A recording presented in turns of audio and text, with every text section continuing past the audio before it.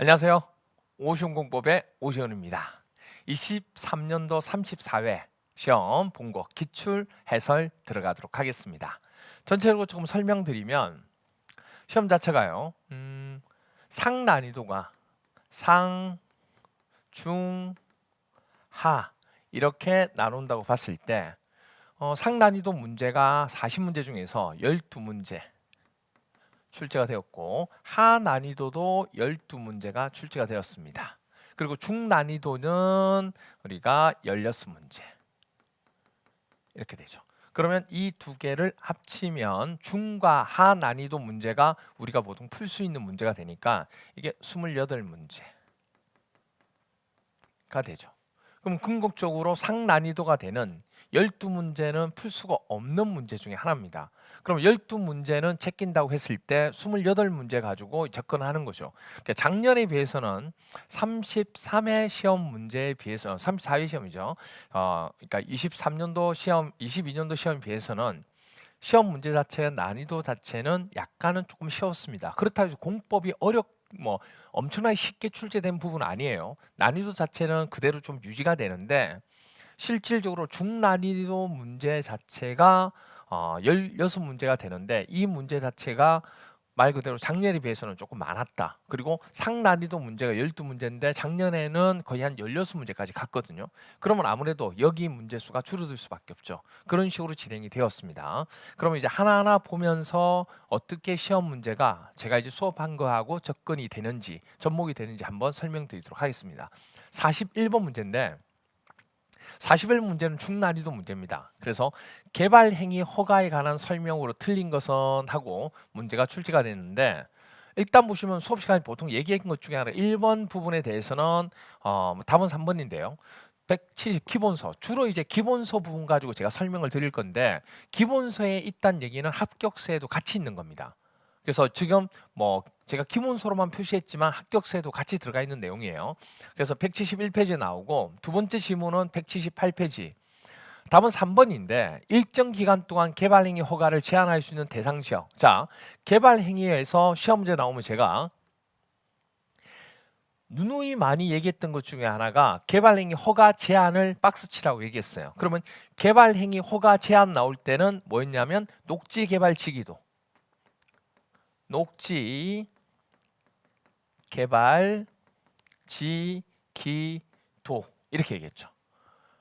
그래서 개발행위 허가 제한에 해당되는 대상은 대상 지역은 녹지 개발 지기도. 그래서 이 지할 때가 뭐냐면 지구 단위 계획. 그래서 대상 지역에 지구 단위 계획 구역이 당연히 포함된다 안 된다? 포함된다. 포함 안 된다 아니고. 그게 답은 3번이죠. 그래서 기본서 보시면 182페이지 나오고요. 4번 얘기는 182페이지. 5번도 183페이지에서 얘기했던 부분 중 하나입니다. 그래서 41번 문제는 수업 시간에도 많이 얘기하고 동영에서도 많이 얘기했던 문제가 적중됐던 문제 중에 하나가 되죠. 그렇죠? 이거는 충분히 여러분 풀었을까 생각합니다. 42번 문제인데 개발행위 허가 시 개발행위 규모에 제한을 받지 않는 경우에 해당하지 않는 거. 이 문제는 상난이 문제예요. 즉 문제 풀 수가 없는 문제 중에 하나입니다. 그래서 이 내용 자체는 답은 뭐 기본서에도 없는, 기본서에 없다는 얘기는 합격서에도 없는 내용 중에 하나입니다. 그렇게 나왔는데 1번부터 답은 4번이 답인데 나머지 부분은 1번, 2번, 3번, 5번에 관한 내용은 개발행위 허가, 개발행위 규모 제한을 받지 않는 경우에 해당되고 4번은 여기에 해당되지 않는 거죠. 4번은 주로 뭐냐면 건폐율을 완화하는 대상이 포함되는 거지 이 개발행위 규모 제한을 받지 않는 경우에 해당되는 내용은 아니다 그 얘기입니다. 그렇죠? 이게 답은 4번이었습니다. 이건 틀리라고 낸 문제, 맞출 수 있는 문제가 아니에요. 그럼 과감하게 버려주는 연습을 하셔야 돼야죠. 그 다음에 43번 문제는 시도지사가 여기가 키워드죠. 복합 용도지구. 자, 용도지구 중에 개발을 하고자 복합적으로 해 나온 내용 중에 하나입니다. 그래서 복합 용도지구로 지정할 수 있는 용도지역에 해당하는 것을 모두 고른 것은 하나리도 문제인데 이거 딱 나오자마자 항상 제가 얘기했던 것 중에 하나가 이건 기출문제 한 2번 정도 나왔어요. 그래서 많이 강조했던 게 복합 용도지구 나오면 딱 그거 생각해라고 했어요. 상업지역 부분은 무조건 들어가면 안 된다. 왜? 상업지역은 벌써 개발이 되어 있는 상태인데 거기다가 복합 용도로 해서 뭔가를 더 할 필요는 없다. 그래서 상업은 무조건 들어가지 않는다고 제가 체크하시라고 얘기했습니다. 그래서 딱 보기 보는 순간 근린상업 안 되지. 일반 사급 안 되지. 그럼 니언하고 미염은 무조건 안 들어가는 거야. 그럼 니언 안 되고 여기서 니언 들어간 거 안 되고 미염 안 되고 니언 안 되고 그럼 답은 2번밖에 없는 거죠. 이거는. 이렇게 찾는 거예요. 그래서 기본서 110페이지에 나오고 합격서에도 설명을 드리고 암기장에도 다 있는 부분 중에 하나입니다. 이것도 우리가 적중 문제 중에 하나가 되죠. 그 다음 44번 국토계획법에서 지구단위 계획, 지구단위 계획구역의 지정에 관한 설명으로 옳은 겁니다. 지구단위 계획구역 지정에 관해서는 시험 문제 출제가 된다고 제가 얘기했던 문제 중에 하나인데 이게 중난이도 문제 중에 하나입니다. 먼저 동그라미 1번 보는 순간 지구단위 계획구역은요. 개발을 하는 곳은 지구단위 계획구역 지정한다. 그러면 준산업단지에 대해서 지구단위 계획 지정할 수 있다 없다? 할 수 있다. 그렇죠? 답은 2번이지만 할 수 있다. 산업단지. 그런데 2번 보시면 도시지역 내 복합적인 토지 이용을 증진시킬 필요가 있는 지역으로서 지구단위 계획구역으로 지정할 수 있는 지역에 일반 공업지역에 해당하지 않는다. 이거는 여러분들 설명을 제가 안 드렸던 부분 중 하나입니다. 그러면 이거는 넘어가시면 되죠. 이건 160페이지 있는 거고 161페이지에 있지만 기본서에 있지만 제가 설명하지 않았던 부분 중에 하나 돼요. 이 부분은. 그래서 새로운 내용. 한 번도 출제가 안 된 부분 중에 하나입니다. 그리고 3번은 설명을 드렸죠. 택지개발지구에서 우리 사업 끝난 후 하여야 한다. 할 수 있다가 있고 하여야 하는데 하여야 한다기 때문에 몇 년? 10년이죠. 정택이 10년 친구. 많이 얘기했던 거고. 그리고 4번 도시지역 외 지역을 지구단위 계획구역으로 지정하려면 지정하는 구역 면적의 계획관리 지역 부분이 얼마? 100분의 50 이상은 돼야 된다. 이게 100분의 50 이상. 그래서 이것도 162페이지 나오고 이것도 162페이지. 그리고 농림지역에 위치한 산업유통개발진흥지구. 자, 농림지역을 농림지역을 지구단위 계획구역으로 지정하려면 일단 개발하고자 하는 개발진흥지구로 지정하는데 농림이니까 우리가 뭐죠? 농수산물을 만들어내잖아요. 그러니까 유통하고 관계 있는 거죠. 그래서 산업유통개발진흥지구로 지정하면 되고 그리고는 지구단위 계획구로 지정할 수 있는 대상의 지역에 포함되는 거죠. 이거는 이렇게 됩니다. 그래서 이거는 1번, 3번 이것도 기본서 162페이지 나옵니다.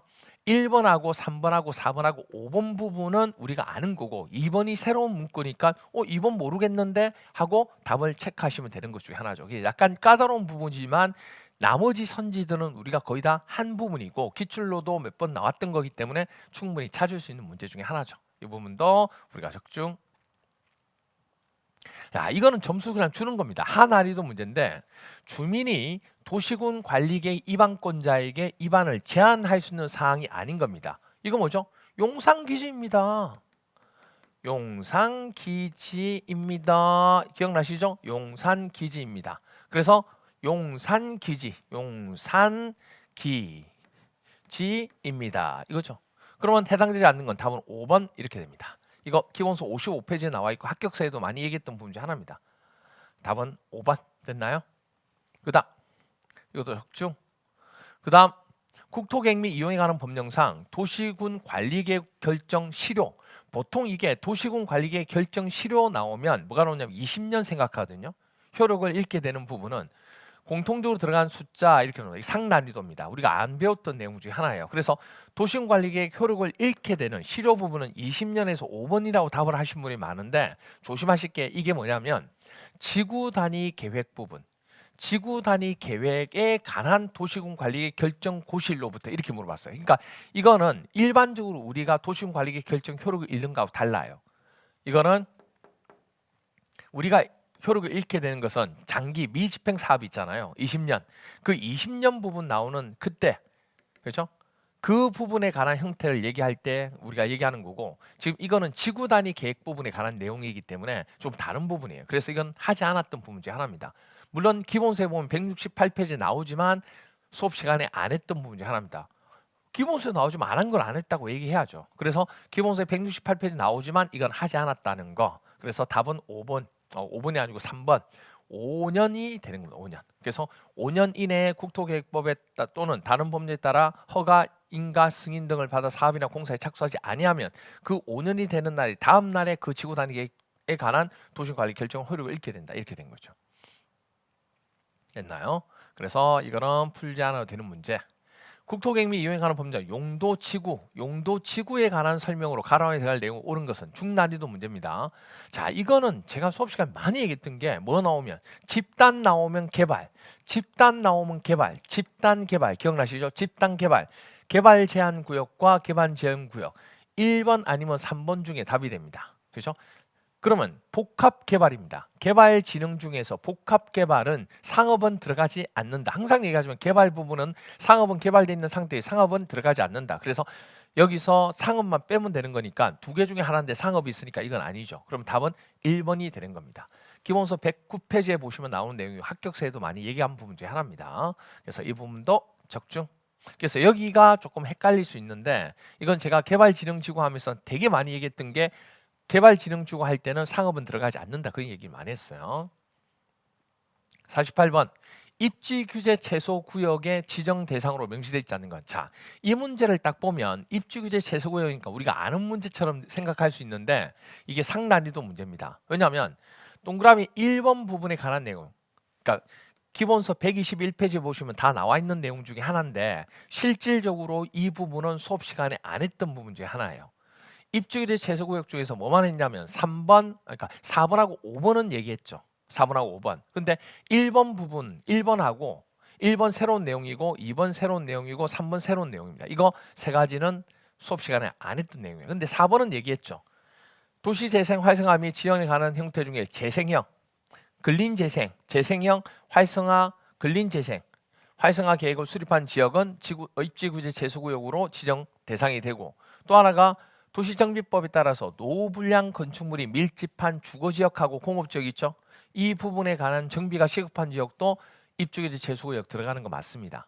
그런데 그러면 이 세 개 중에 답이 되는 건데 이거는 찾기가 어렵죠. 그래서 이 문제는 우리가 틀렸다고 볼 수밖에 없는, 틀리라고 낸 문제라고 볼 수밖에 없죠. 이 부분은. 그래서 X 부분. 그래서 동그라미 2번 부분이 답이 됩니다. 이 나머지는 입지규제 최소구역 지정 대상이 되지만 도시재정비 촉진을 특별법에서 고밀도 복합형 재정비 촉비지구로 지정된 지역은 해당되지 않는다는 거. 그리고 개발밀도 관리구역에 관한 설명으로 틀린 겁니다. 이거는 하난이도 문제. 자, 1번 딱 보면 동그라미 1번, 답은 5번인데 도시군 계획 시설 사업의 시행자인 시장 또는 군수는 개발밀도 관리구역에 관한 기초조사를 하기 위해서 필요하면 타인 출입을 할 수 있다 없다? 있다. 205페이지. 이 얘기는 뭐 타인 출입 부분은 이는 조사를 하기 위해서는 타인 토지에 출입한다고 보통 얘기했거든요. 그 다음에 뭐 나오면 2번 기준 나오면 무조건 국장이지. 볼 것도 없죠. 기본서 186페이지. 그 다음에 개발밀도 관리구역은 개발이 많이 돼 있기 때문에 뭐죠? 규제를 하는 거죠. 그래서 용적률 최대 한도 몇 프로? 50% 범위에서 용적률을 강화하는 거 맞고, 그 다음 4번 시장 또는 군수는 개발밀도 관리구역을 뭐하거나 지정하거나 변경하려면 해당 지방자치단체에 설치되어 있는 지방도시계획위원회, 그렇죠. 개발밀도 관리구역 할 때도 심의를 거쳐야 된다는 것이 아니라 거친다는 거. 심의 거쳐야 된다는 거.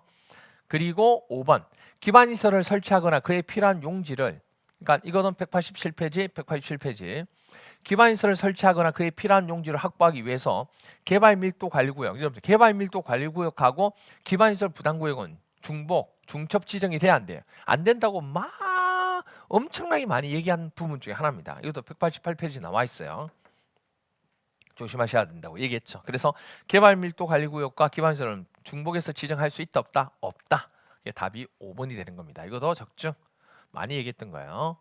자, 그다음 자 시, 군, 구 도시계획위원회 업무를 모두 고른 것은 이것도 상난이도 틀리라고 낸 문제입니다.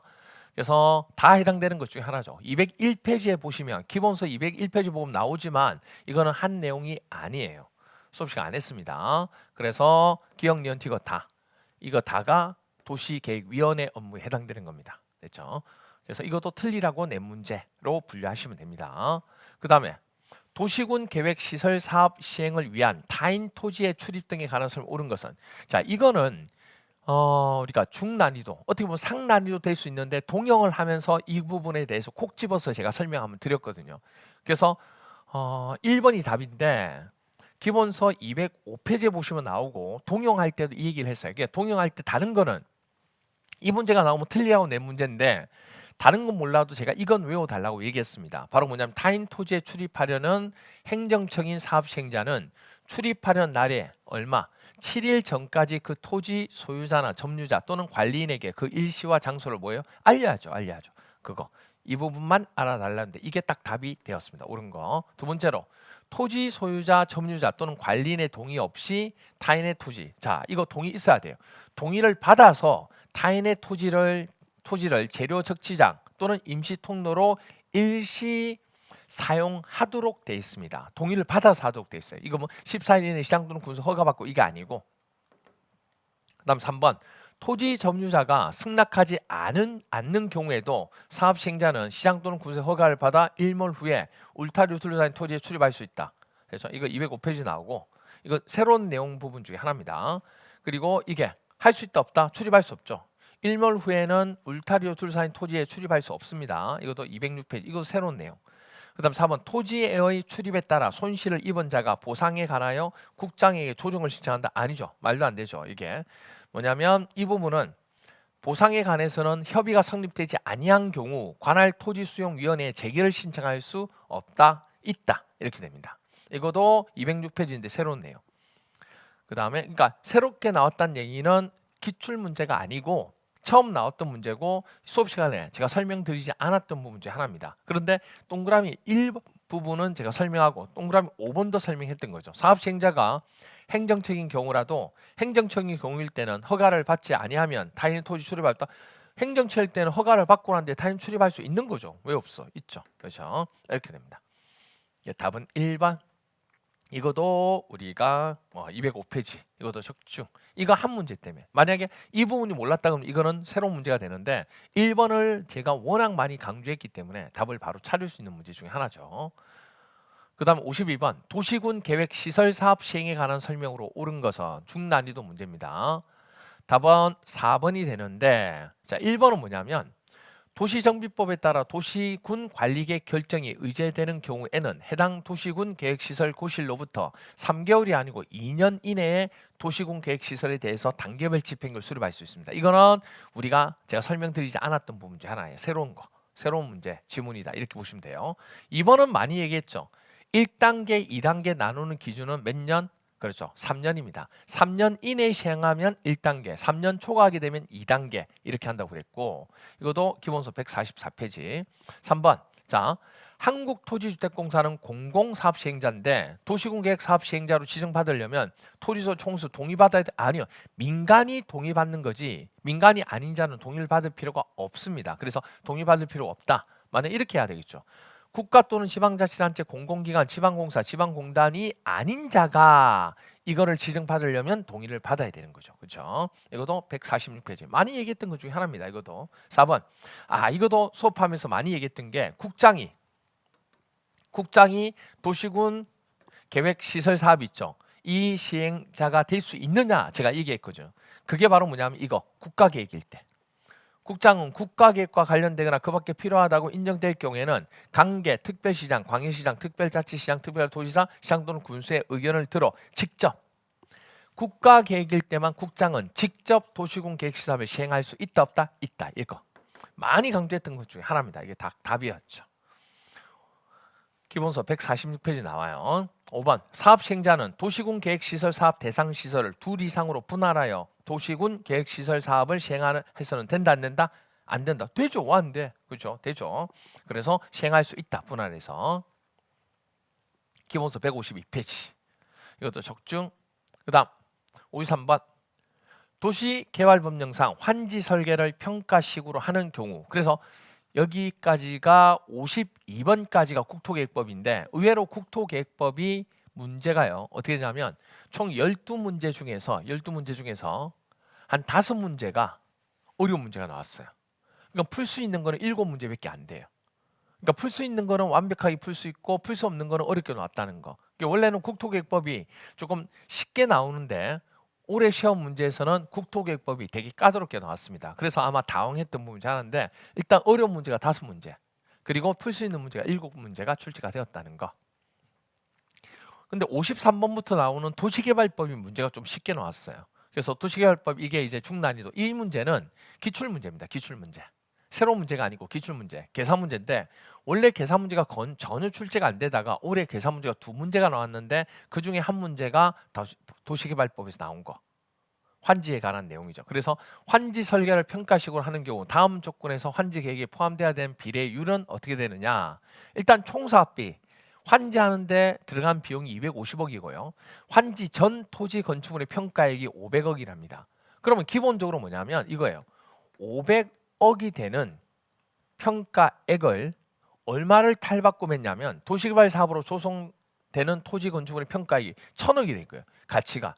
이 가치에 대한 비율을 비례식으로 나타내라 그 얘기거든요. 그럼 원래 500억이었는데 평가를 해보니까 1000억이라는 평가가 나왔는데 그럼 뭘 빼야 돼요? 내가 사업에 쓰는 비용은 빼야 돼요. 비용은 250은 빼야지. 이렇게 됩니다. 그리고 여기다가 곱하기 100 하게 되는 거죠. 그러면 500분의 800 얼마예요? 750이 나오죠. 500분의 750 곱하기 100 하면 150. 이거는 150% 이렇게 나오겠네요. 기본서 268페이지 보면 나오고 이거는 기출문제 할 때도 이 문제 똑같은 문제 풀었습니다. 그래서 이 문제도 역주 충분히 풀 수 있는 문제 중에 하나. 그 다음에 원형지 공급과 개발에 관한 설명으로 옳은 거 찾는 겁니다. 옳은 거. 중난이도. 이거는 답이 1번인데 자 원형지는 원래 뭐가 돼요? 원형지에 대한 계약 방법은 원수조. 수의계약으로 하는 겁니다. 그리고 조성된 토지는 조경, 경쟁입찰. 그런데 원형지를 뭘 때면 학교나 공장 부지로 직접 사용하는 원형지 개발자의 선정은 뭘로 해야 돼요? 이거는 민간한테도 가는 거기 때문에 뭘로 해야 된다? 경쟁 입찰 방식으로 하게 되고 근데 경쟁 입찰이 2회 이상 유찰이 되면 뭘로 해야 돼요? 수의계약 방법으로 할 수 있다. 맞네요? 그게 답이 1번이 됩니다. 기본서 264페이지 있고 이건 합격서에도 많이 얘기했던 것 중에 하나입니다.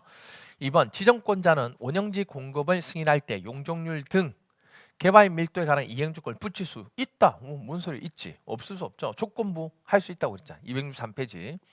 원형지 공급 가격은요. 원형지의 감정 가격하고 원형지에 설치한 기반시설 공사 비율 합친 금액을 기준으로 시도 조례로 정하는 게 아니고 시행자하고 원형지 개발자가 협의해서 결정합니다. 이것도 기본서 264페이지. 4번 원형지 개발자인 지방자치단체. 자, 포인트가 누구예요? 지방자치단체입니다. 지방자치단체는 10년 범위에서 대통령이 정하는 기간 안에도 원형지를 매각할 수 있다 없다? 있다. 지방자치단체, 국가는 지방자치단체는 가능하죠. 기본서 263페이지. 원형지 개발자가 공급받은 토지의 전부를 시행자 동의 없이요 제3자에 매각하는 경우 시행자는 원형지 개발자에 대한 시정 요구 없이 원형지 공급 계약을 해제할 수 있다. 말도 안 되죠. 원형지 개발자에게 2회 이상 시정 요구를 해야 돼요. 그리고 원형지 개발자가 시정하지 아니할 경우에는 원형지 공급 계약자를 해제할 수가 있는 거죠. 264페이지. 근데 동그라미 5번은 새로운 문제예요. 그러니까 5번은 수업 시간에 설명을 하지 않은 부분이고 나머지는 다 설명을 한 부분입니다. 그럼 답 찾는데 저는 지장이 있다 없다. 그러니까 이건 중난이도 문제가 되는 거죠. 이것도 적중.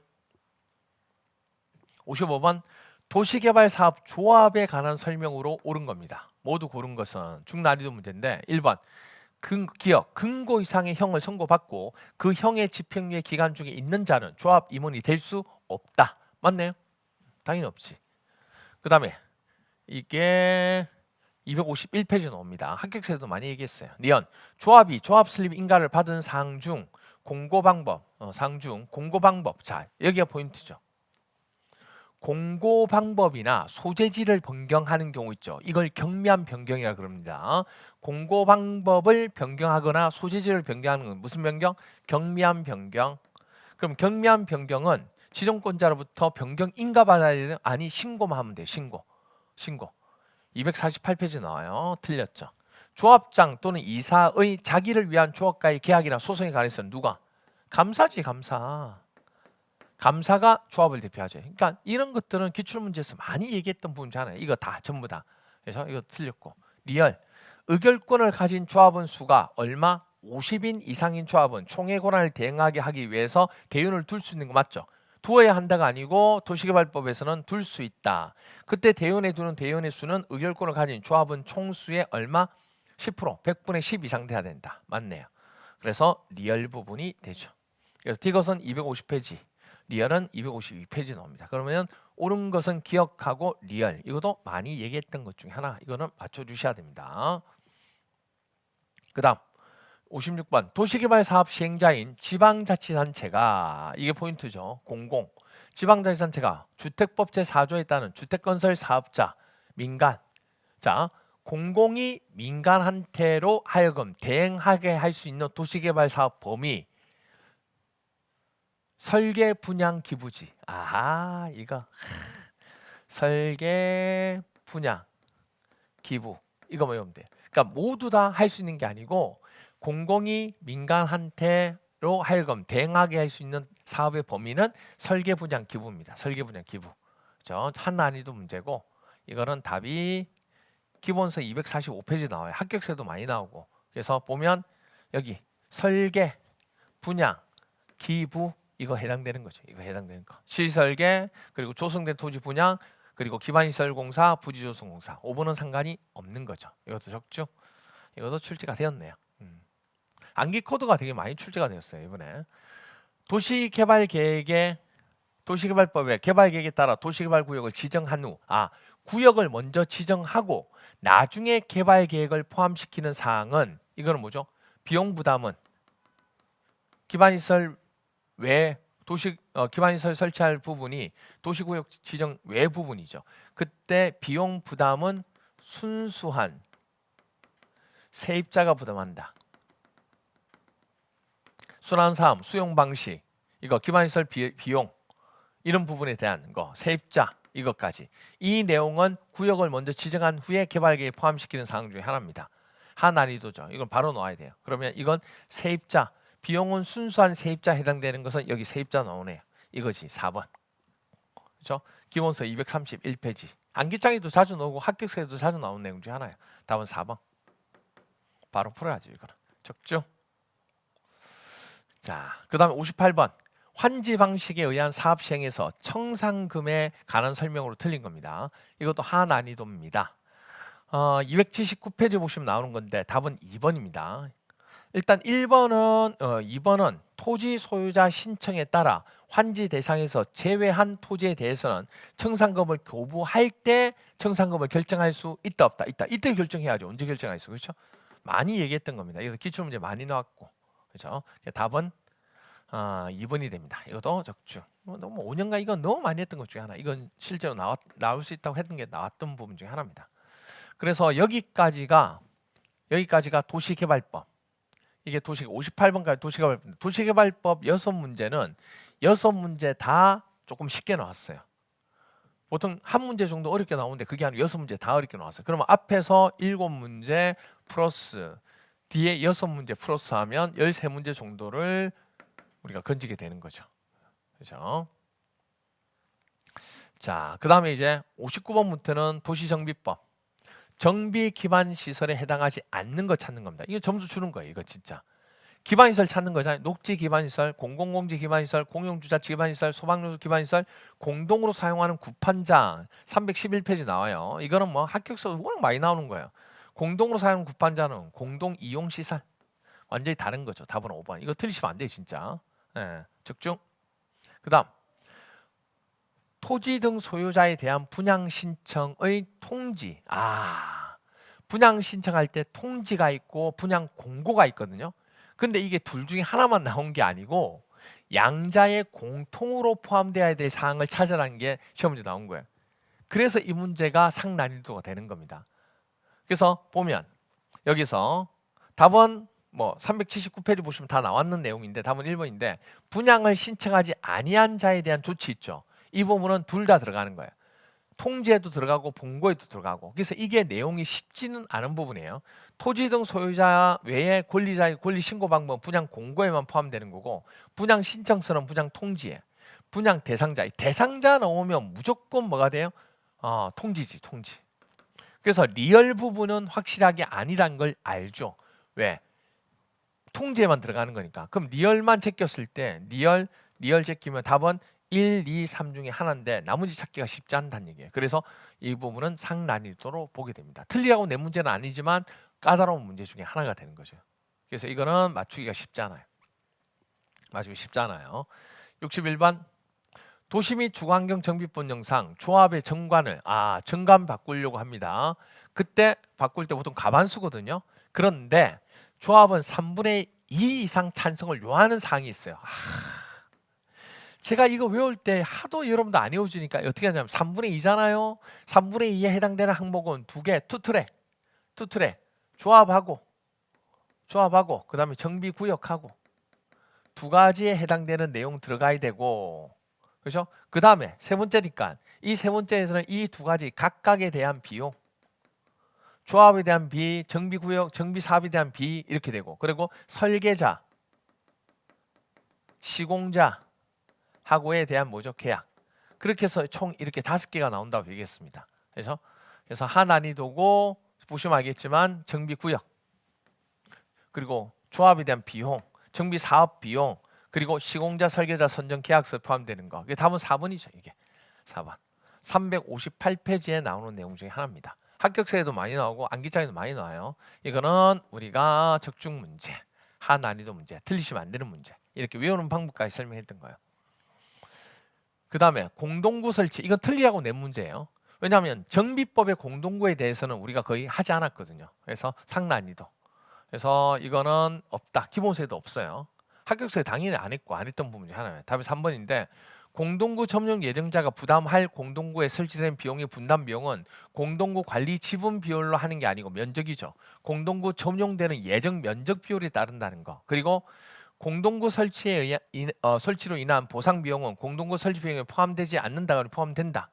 그리고 사업 시행자로부터 공동구 설치 비용 부담금의 납부 통지를 받은 공동구 점용 예정자는 공동구 설치 공사가 착수되기 전에 부담금의 얼마? 3분의 1 이상을 납부하도록 되어 있습니다. 그리고 네 번째로 공동구 관리 비용은 반기별이 아니고요. 반기별이 아니고 연도별로 산출해서 부과합니다. 그리고 시장 군수 등은 필요한 경우 공동구 관리 비용을 분할해서 분기별이 아니고 2회죠. 2회로 분할하여 납부하게 할 수 있습니다. 그래서 62번 틀리라고 낸 문제. 그 다음 63번 조합 임원에 관한 설명으로 틀린 겁니다. 이거는 하난이도. 그러니까 의외로 보시면 정비법이 조금 쉽게 나왔어요. 지금 정비법이 보시면 여기서 지금 보세요. 정비법이 보시면 하난이도 부분이 의외로 많습니다. 보시면 정비법이 여기가 하난이도죠. 점수 주는 거고, 그 다음에 상난이도 문제 이거 하나 좀 까다로운 거 한 개, 그렇죠? 한 개 부분. 그 다음에 이것도 점수 주는 거죠. 그렇죠? 61번 점수 주는 거고, 그 다음에 62번도 이거는 틀려온 내 문제. 그렇죠? 이건 두 개가 되는 거죠. 틀려온 내 문제. 그렇죠? 그 다음에 63번 조합 임원에 관한 내용인데 이것도 점수 주는 문제입니다. 2번에 관한 거. 근데 1번을 틀리는 문제인데 1번은 몰라요, 여러분들. 1번은 모르는 내용이야. 모르면 넘어가면 돼요. 358페이지에 나오지만 새로운 내용이에요. 한 번도 안 했던 내용 중에 하나입니다. 두 번째, 조합 임원이 결격 사유에 해당하게 되어서 당연 퇴임을 합니다. 그럼 퇴임하면 없어져요? 아니요. 그가 퇴임 전에 한 행위는 효력을 잃지 않는다. 엄청나게 많이 얘기했고 이건 기출문제 정말 많이 나왔어요. 답은 2번. 이건 틀리시면 말이 안 되지. 357페이지. 그리고 총회에서 요청해서 시장 구성기 전문 조합 관리인을 선정한 경우 전문 조합 관리인이 업무를 대행할 임원은 당연히 뭐예요? 퇴임해야지. 이것도 새로운 내용이지만 몇 번 얘기했던 것 중에 하나입니다. 이거는 조합장이 아닌 조합위원은 대원이 될 수 없다. 자, 이 부분입니다. 그 다음에 이 대의원은 임기 중에 고리된 조합자가 보궐 선임할 수 없다. 몇 번 얘기했던 것 중에 하나. 답은 바로 답이 되는 게 너무 쉽게 나온 거예요. 이게 됐죠? 그래서 혁중. 그 다음에 소규모 토지 등의 소유자에 대한 토지 임대부. 자, 보세요. 토지 임대부 분양주택 나오잖아요. 그럼 임대부 이거 공급에 관한 내용이다. 가로 안에 들어갈 숫자 옳은 것은 이렇게 나왔어요. 하난이도인데 왜 그러냐면 이거를 워낙 수업 시간에 제가 많이 얘기했던 게 임대주택은 임대주택 인수자가 국장, 시도의사, 시장군수, 구청장, 토지주택공사 등 인수자예요. 그럼 인수자가 정비구역에 누구? 세입자하고 여기서부터 세입자하고 다음에 어느 해당하는 자의 요청이 있는 경우에는 그렇죠?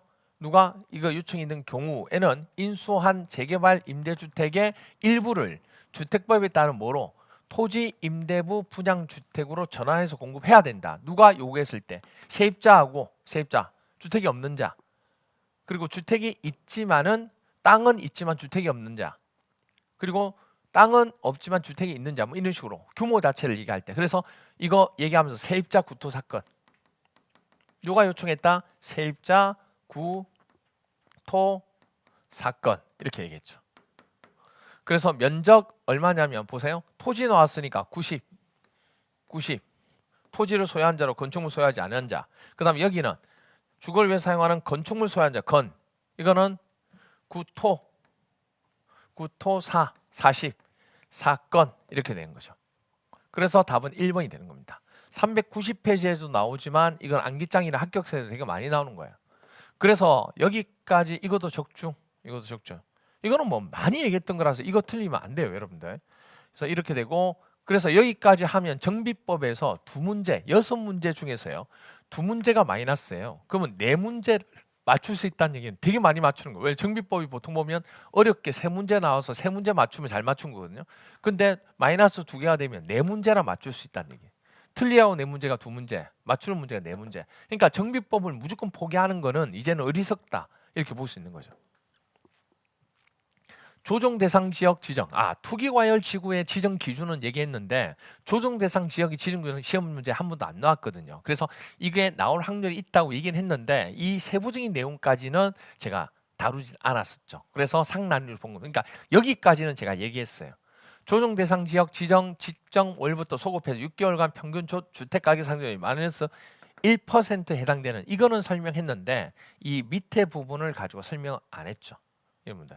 그리고 조정 대상 지역의 지정 직전부터 소급해서 이 부분도 우리가 얘기할 때 3개월 부분, 이거 3개월 연속 주택 매매 거래량이 직전 연도의 같은 기간보다 20% 이상 감소하는 지역, 그리고 조정 대상 지역 직전부터 소급해서 3개월간의 평균 미분양 주택의 수가 직전 연도의 같은 기간보다 2배 이상인 지역, 이렇게 됩니다. 그래서 이것도 우리가 틀릴 수밖에 없는, 그러니까 틀리라고 내 문제는 아니지만 이 부분도 틀린 문제 중에 하나, 제가 다루지 않았던 부분 중에 하나. 여기까지는 다뤘는데 3개월까지는 다뤘는데 그 뒷부분을 가지고 제가 설명을 안 드렸던 부분 중에 하나입니다. 그렇죠? 그래서 이걸 1, 3까지 찾더라도 이게 30% 부분, 20%는 30%냐 이걸 못 찾으니까 1번, 2번 중에 틀릴 수밖에 없는 것 중에 하나 되죠. 그럼 가감하게 이거는 모른다 생각하고 나중에 찍는 방법으로 가야 돼요. 자, 그 다음에 66번 주택의 사용 검사에 관한 설명으로 틀린 것은, 이것도 중난이도 문제입니다. 이거 몇 번 얘기했어요. 첫 번째 부분이 1번이 하나의 주택단지 입주자를 분할 모집해서 전체 단지 사용 검사를 마치기 전에 입주자가 필요한 경우에는 공사 완료된 주택에 동별로 사용 검사 받을 수 있죠.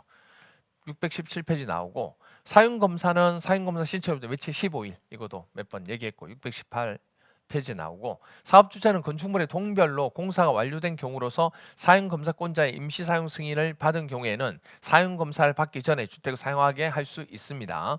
그리고 사업주체가 보세요, 파산됐대요. 파산 등으로 사용검사를 받을 수 없을 때는 누가 하는 거예요? 이거에 보증한 자, 주택 시공을 보증한 자가 대신 사용검사를 받을 수 있어요. 아니면 누가? 시공자는 안 돼요. 시공자는 파산 등으로 사업주체가 파산을 했기 때문에 시공자를 할 수 없고, 이걸 다시 입주 예정자가 해서 다른 시공자를 정해서 할 수 있는 거죠. 그래서 누구 때문에 틀렸냐면 주택의 시공자는 할 수가 없습니다. 5번 무단 거주자, 이게서 1번, 2번, 3번은 4번까지는 했는데 5번은 새롭게 얘기하는 부분, 이건 설명 안 했던 부분 중 하나예요. 무단 거주가 아닌 입주 예정자가 사업주체의 파산 등으로 사용검사를 받을 때는 입주 예정자 대표회의가 사용검사권자의 사용검사 신청할 때 하자보증금을 예치하도록 되어 있다, 이렇게 되어 있습니다. 그래서 이건 새로운 지문, 이건 책이 없는 부분이에요. 그래서 이 4가지는 설명 한번 드렸던 것 중에 하나입니다. 그래서 적중 지역주택조합에 조합원을 모집하기 위하여 모집 주체가 광고를 하는 경우입니다. 광고에 포함될 사용 내용으로 해당하는 거, 이건 틀리하고 내 문제죠. 상난이도 여기는 못 맞춰요. 틀리하고 내 문제. 그래서 기본서에도 없어요. 답은 2번. 뭐는 빠지냐면 조합 설립 인가 이름 빠지고 기역, 니은, 리을만 들어갑니다. 조합의 명칭과 사무소 소재지, 조합원의 자격 기준에 관한 내용, 그리고 조합원 모집 신고 수리. 근데 설립 인가일은 광고 부분에 들어가지 않는다는 거 이렇게요 됩니다. 자, 그래서 이건 틀리라고 낸 문제 68번. 주택법령상 공동주택관리법. 이 부분이에요. 자, 세대 구분형 공동주택은 우리 수업 시간에 많이 얘기했습니다. 근데 주로 얘기한 건 뭐냐면 주택법령상 내용 가지고 했지 공동주택관리법 가지고 얘기하지는 않았거든요. 그렇죠? 그래서 공동주택관리법 자체는 뭐 모의고사나 이런 데서는 몇 번 나왔는데 이거 가지고 얘기하지 않고 주택법령상 가지고만 기억하면 된다고 얘기했습니다. 그래서 이거는 이렇게 공동주택관리법을 알더라도 이 보기에서 찾기가 쉽지 않아요. 대표적으로 기억 부분이 하나의 세대가 통합해서 사용할 수 있도록 세대 간의 연결문 또는 경량구조 경계벽은 이거는 우리가 주택법령상에 들어가는데 공동주택관리법에서는 적용되지 않는 겁니다. 이게. 그래서 기본서 573페이지에 보시면 이거는 뭐 합격서에도 나와 있어요. 그래서 있는데 이 자체 부분에 대해서 공동주택관리법은 참고사항으로 정리를 해서 보셔야 된다고 제가 얘기했었죠. 그래서 기억 부분이 들어가지 않습니다. 니은 구분된 공간의 세대수는 기존 세대를 포함해 2세대 이하 이건 들어가 있고 세대별 구분된 각각의 공간마다 벽돌 욕실 그리고 부엌 구분 출입문 설치하는 거 맞고 구조 화재 소방 피난 안정 등 관계되는 거 이것도 맞는 거죠. 답은 4번이 됩니다. 그 다음에 69번 주택법령상 주택건설 사업자 등에 관한 설명으로 옳은 겁니다. 이것도 중난이도. 일단 1번 딱 보는 순간 여러분들 보세요. 공익법인이죠. 공익법인이 연간 20호 이상의 단독주택 건설한다. 그러면 공익부분, 공공부분에 관한 형태는 국장한테 등록할 필요가 없죠. 없죠. 581페이지 봅니다. 그 다음에 세대수를 증가하는 리모델링 주택조합이 그 구성원의 주택을 건설할 경우에는 국가는 해당하지 않습니다. 공공 중에서 국가는 들어가지 않아요. 그래서 주로 지방자치단체, 한국토지공사, 지방공사가 공동으로 사업 시행하는 거지 사업 시행자 중에서 국가는 들어가지 않는다는 거. 그리고 이거 많이 얘기했죠. 고용자가 그 근로자의 주택을 건설할 때는 반드시 뭐냐면 등록 사업자와 공동으로 사업을 시행할 수 있다가 아니고 하여야 한다고 되게 많이 강조했습니다. 그래서 3번만 보고도 여러분 답을 찾을 수가 있는 거죠. 어떻게 보면 옳은 거니까. 그리고 국장은 등록 사업자가 타인에게 등록증을 대여했습니다. 이건 나쁜 행위죠. 그럼 이거는 1년 이내 기간 동안 영업을 정지하는 게 아니고 등록 말소해야 돼요. 이거는 뭐 인종 말종 되듯이 말소 그 등록을 말소해야 된다 이렇게 된 거죠. 582페이지 나오고 영업 정지 처분을 받은 등록 사업자는 그 처분 전에 사업계획 승인을 받은 사업을 계속 수행할 수 없다 이렇게 돼 있습니다. 이 부분 할 수 있죠. 이거는. 그래서 이행도 583페이지 나온다는 거. 그 다음에 그래서 이거는 새로운 내용. 나머지 부분은 우리가 다 얘기했던 부분 중에 하나인데 5번 부분에 관한 형태는 새로운 내용 중에 하나입니다. 그래서 이거는 뭐 이거 원래 했던 것만 알아도 답은 3번은 맞추는 거니까. 주택법령상 용어에 관한 설명으로 틀린 겁니다. 이것도 하나니도. 자 보시면 건축법 시행령에 따라서 공동주택은 다세대 연 그래서 다세대 연 다세대 들어가죠. 그 다음에 준주택 노인 다중기 오피스텔 들어가죠. 그 다음에 주택단지에 해당하는 토지가 주택단지죠. 해당하는 토지가 폭 8m 이상인 도시계획 예정도로 하나, 둘, 셋, 넷, 다섯, 여섯, 일곱, 8개. 도시계획 예정도도 8글자. 그래서 8이 된다고 얘기했죠. 이게 만약에 이 주택단지를 가로지르면 이건 각각 분리된 별개의 주택단지로 본다. 맞네요. 그리고 주택에 딸린 자전거 보관소가 복리시설이에요? 아니죠. 부대시설이지. 이거는 부대시설. 부대시설 이렇게 됩니다. 571페이지, 571페이지, 이거는 576페이지, 이거는 575페이지. 그리고 5번 부분에 관한 내용은 이거 많이 얘기하는 거죠. 도로, 상하수도, 전기, 가스, 통신, 지역 난방은 전부 다 기간시설에 해당한다는 거. 575페이지 보시면 나와요. 이렇게 됩니다. 그 다음, 그래서 이건 적중. 그 다음에 주택법령상 리모델링에 관한 설명으로 틀린 겁니다. 리모델링에 관한 거 틀린 거. 중난이도인데 자 보시면 1번은 제가 안 했던 부분 중에 하나예요. 세대수 증가형 리모델링으로 인한 도시가 감일, 이주 수요 집중 등을 체계적으로 관리하기 위해서 수립하는 계획을 리모델링 기본 계획이라 하는 겁니다. 그래서 이거는 안 했던 부분 중에 하나예요. 655페이지에 나오지만 새로운 내용. 리모델링에 동의한 소유자는 리모델링 결의를 한 리모델링 주택조합이나 소유자 전원의 동의를 받은 입주자 대표회의가 시장군수구청장의 리모델링 허가 신청을 제출하기 전까지 서민의 동의를 철회할 수 있다. 맞죠? 이건 652페이지. 그 다음에 특별시장, 광역시장, 대도시장은 리모델링 기본계획을 수립하거나 변경할 때는 이런 지체 없이 해당 지방자치단체 공보에 뭐한다? 고시한다. 이것도 새로운 거. 그러니까 이 부분과 1번하고 3번은 하지 않았던 부분이에요. 기본서에는 있지만 안 했던 부분이에요. 근데 이 2번은 얘기했고요. 그 다음에 4번 수직 증축형 리모델링 설계자는 국장이 정해서 고시하는 구조기준에 맞게 구조 설계 도서를 작성한다. 이것도 안 했던 부분 중 하나입니다. 654페이지지만. 그런데요. 왜 이걸 중난이도로 봤냐면 이 5번 실제로 동용할 때도요. 이거 가지고 그대로 제가 출제를 했어요. 뭐 나오면 안전진단 요청 나오면 리모델링은 두 가지죠. 대수선형, 내수선 리모델링이 있고 증축 리모델링이 있는데 안전진단은 증축할 때 나와야지. 그래서 대수선이 아니고 뭐다? 증축. 이거는 이 자체 가지고 시험 문제에서 제가 동형도 똑같이 냈던 부분 중에 하나입니다. 답은 5번이 되겠습니다. 자, 그래서 이 부분은 653페이지에 보시면 나오고 이것도 적중. 그 다음 건축법. 건축성과 대지의 면적에 관한 설명이다. 간환에 들어갈 내용으로 옳은 것은 이것도 중난이도인데 자 이것도 뭐 몇 번 얘기했던 것 중에 하나입니다. 소요 너비에 못 미친 너비 도로인 경우 이거죠. 이거 도로가 있는데 이 도로 폭이 4m가 돼야 되는데 2m밖에 안 된다. 근데 옆에 여기에 뭐 있어요? 대지가 이렇게 있는 거예요.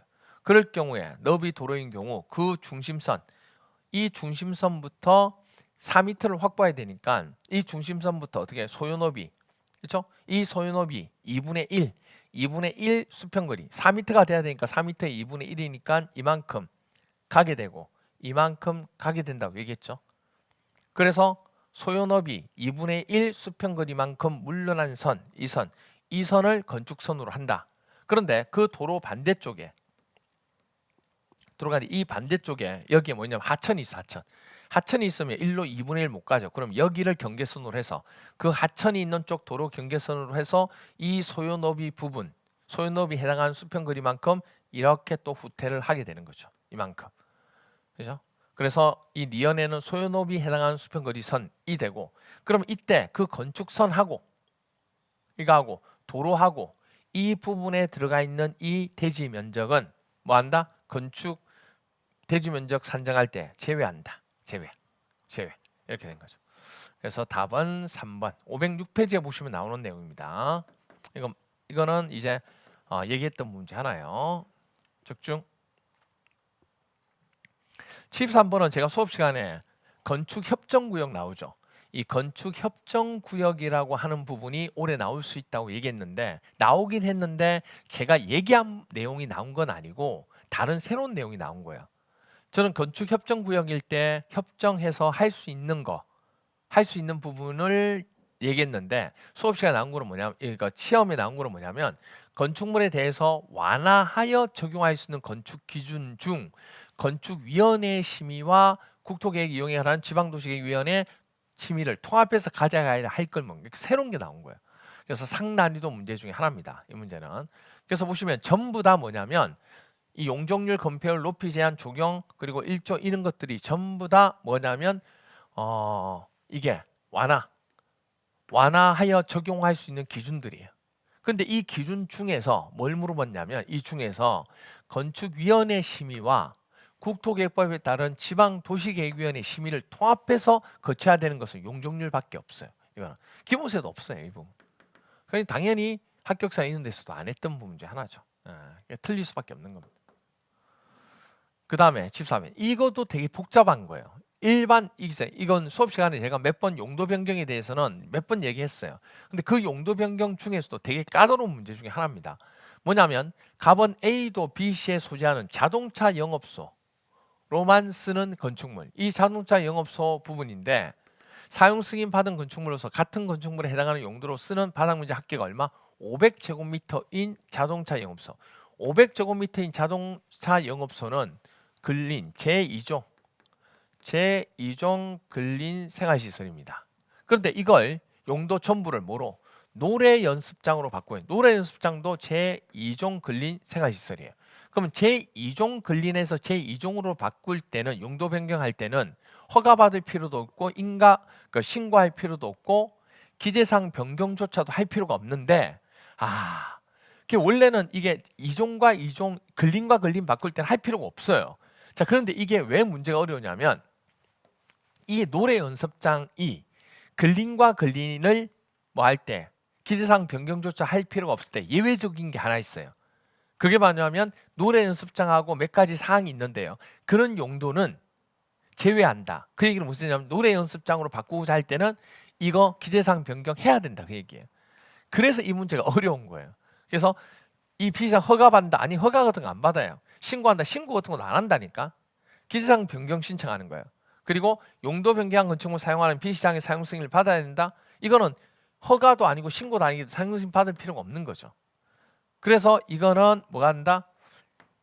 기재 내용, 건축물 대한 기능 변경 신청을 해야 된다. 원래는 안 하는 건데 예외적인 사항에 속하는 거 있대, 노래 연습장에. 그래서 신청해야 돼. 이게 답이 4번이 되는 거예요, 이게. 그래서 497페이지에 있지만은 이거는 맞추기가 어려워요. 이 부분은 쉽지 않습니다. 그래서 이건 틀리라고 낸 문제 이렇게 보셔야 되죠. 그다음 75번. 건축법령상 건축 허가를 받은 건축물에 착공 신고를 한다는 얘기예요. 착공 신고 시 허가권자에 대하여 구조안전 이거요. 이거 제가 이제 문제풀이하고 막 하면서 이거 한번 설명을 드렸던 부분 중 하나인데 옳은 것을 모두 고르는 겁니다. 이것도 한 난이도인데요. 왜냐하면 제가 이거 얘기하면서 구조안전 확인을 해야 되는 경우는 높이가 이거 외우기 힘들어서 건축물의 처마 높이 있죠. 처마 높이 나오면 뭐라고 해야 되냐? 처막구. 그래서 9m 이상. 처막구 9m, 7m 아니에요. 그리고 높이 부분은 건축법일 때 높이는 4m 더 하면 되니까 13m 딱 나오죠. 이거 13m 맞죠? 그리고 기둥과 기둥 사이 거리는 얼마? 10m 이상 띄우면 되는 거예요. 그래서 맞죠. 그래서 기억하고 디귿이 되는 겁니다. 예, 이건 점수 주는 거예요. 510페이지에 나온 내용 중에 하나. 그렇죠? 자, 이것도 적중. 그다음 76번. 이건 점수 이거는 뭐 틀리라고 낸 문제예요. 건축법령상 건축물로부터 바깥쪽으로 나가는 출구 있잖아요. 출구를 설치해야 되는 건축물이 아닌 거 물어봤습니다. 아닌 거. 자, 보시면 전부 다 설치하는 거 설치해야 되는 건축물 맞아요. 맞는데 이게요. 이게 또 어려운 게 뭐냐면 그러니까 어려운 건 확실히 어렵게 냈기 때문에 오히려 틀리면 되는 거니까 문제가 없어요. 왜냐하면 이거 없어요. 이거 기본서에도 합격사업 당연히 안 했죠. 근데 전시장이 답인데 뭐냐면 무나미 집회시설은 지금 출구를 설치하도록 돼 있는데 그 중에서 전시장하고 동식물은 제외입니다. 이렇게 돼 있는 거예요. 전시장하고 동식물은 제외다. 그러니까 전시장은 이거 할 필요가 없다 그 얘기지. 설치하는 건축물이 아니다 그 얘기예요. 그러니까 예외적인 사항, 나머지는 맞는 건데 예외적인 사항을 적어놓으니까 이게 어려울 수밖에 없죠. 못 맞춰 이거. 이 세부적이니까 어떻게 하냐고. 틀리라고 내 문제지. 자, 그다음 계산 문제인데 이것도 시험 시간에 계산 문제 이거 연습 많이 했어요. 지상 11층, 지하 3층인 하나의 건축물이 다음 조건을 갖추고 있는 경우 건축물의 용적률은 어떻게 되느냐 얘기입니다. 대지 면적이 1,500이고 일단은 용적률은 대지 면적분의 각층 바닥 면적, 연면적 곱하기 100. 그러면 대지 면적은 1,500이죠. 그 다음에 연면적은 어떻게 되냐면 각층 바닥 면적이 1000인데 지상 1층 중에 500제곱미터는 제2종 근린생활 사용한답니다. 그렇죠?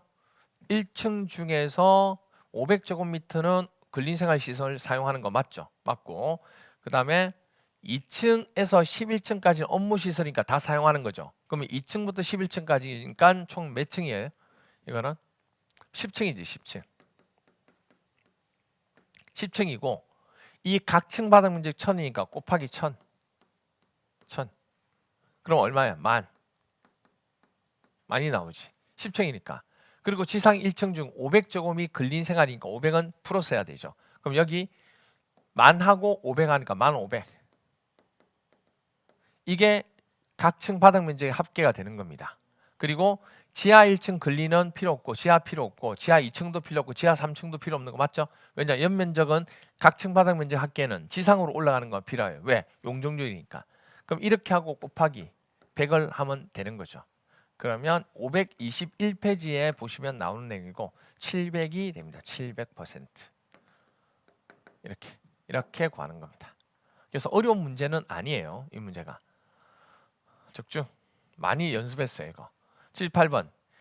대지에 공개공지 또는 공개공간을 설치하여야 하는 건축물을 물어봤습니다. 그럼 1준이하고 상준이. 1준이는 주거를 잘하고요. 상준이는 공업을 잘해요. 그렇죠? 그러면 일반 주거, 준주거, 상업지역, 준공업 이렇게 찾는 겁니다.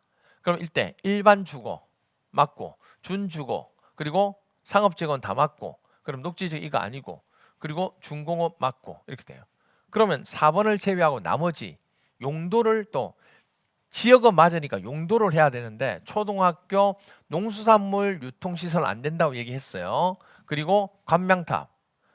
그러면 여기서 자 1번이냐 3번이냐 5번이냐인데 여기서 초등학교 관망탑은 잘 안 보입니다. 잘 몰라요. 그런데 제가 뭐 얘기했냐면 이 공개공지 등을 두는 부분 얘기할 때 다중이용시설 있죠. 다중이용시설 용도하고 거의 같다고 했습니다. 그래서 어디서 운수시설 중에서는 뭐만 여객용만 해당한다고 했던 거 이거 아마 포인트로 제가 얘기했을 거예요. 그거 딱 기억나시면 바로 답은 5번을 체크하게 됩니다. 이거는 그 포인트예요. 이게 503페이지에 보시면 또 나오는 거고 몇 번 얘기했던 것 중에 하나입니다.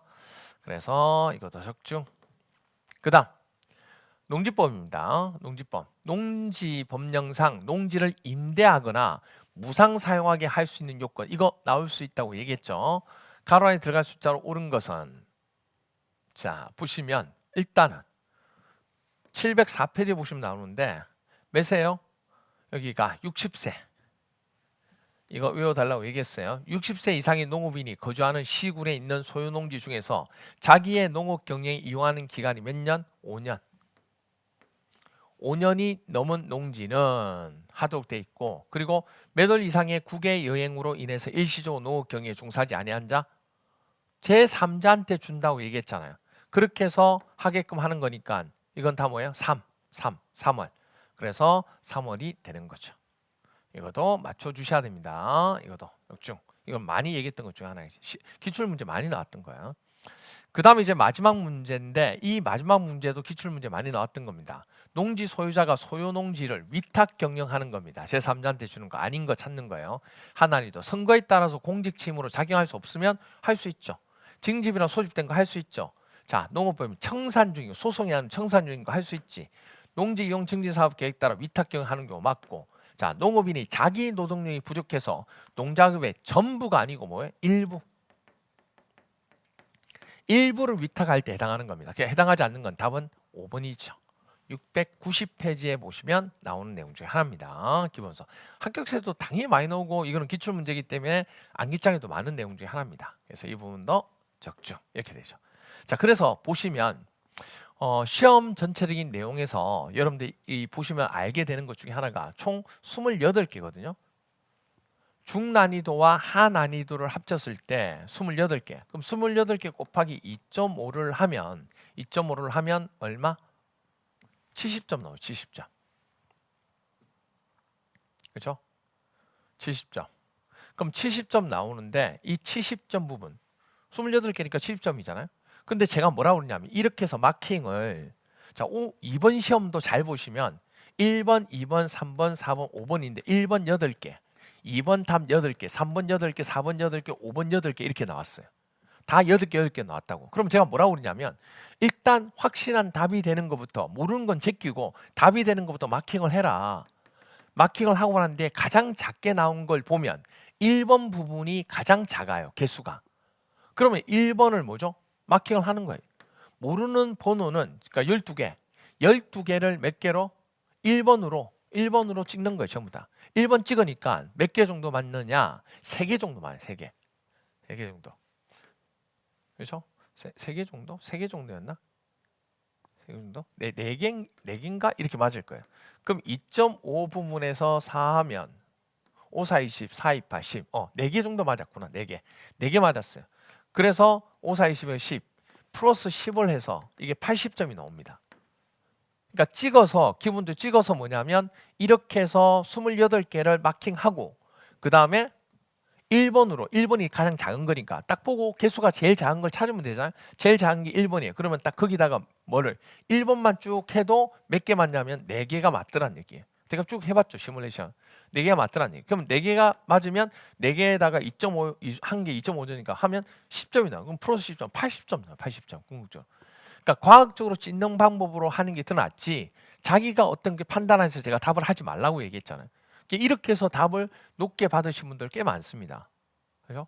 그리고 영상을 유튜브에 제가 영상을 찍었어요. 이렇게 여러분이 직접 정규 과정 처음부터 끝까지 정규 과정을 다 했을 때는 이 정도 점수가 나오는 케이스를 얘기한 거예요.